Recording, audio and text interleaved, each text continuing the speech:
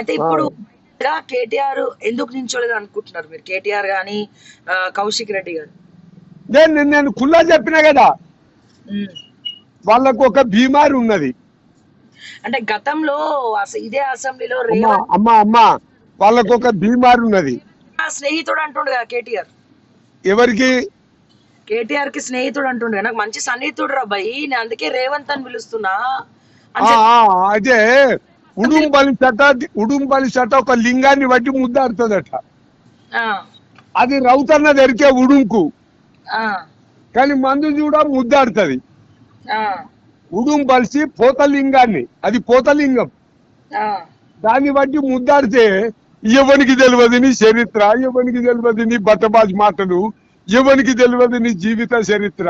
నీ అయ్య పరువు తీసేటందుకు పుట్టినవురా నువ్వు. నీ ఇంకోటి ఓ రెడ్డో నింపడేసుకొని తిరుగుతున్నావురా నువ్వు. వాడు నిన్న మొన్న వాడు తిన్నాను ఖాళీ కొట్టిందని యూట్యూబ్లలో వచ్చింది. ఫేక్ ఎక్కడిది? నిప్పులేంది పొగెళ్తాదమ్మా?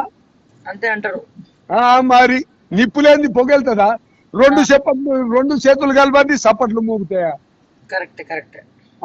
మరి నువ్వు కరెక్ట్ అని నాకు తాళం కొట్టకు. ఇంకేమన్నా క్వశ్చన్ ప్రశ్నలు అడుగు, నేను సమాధానం చెప్తా.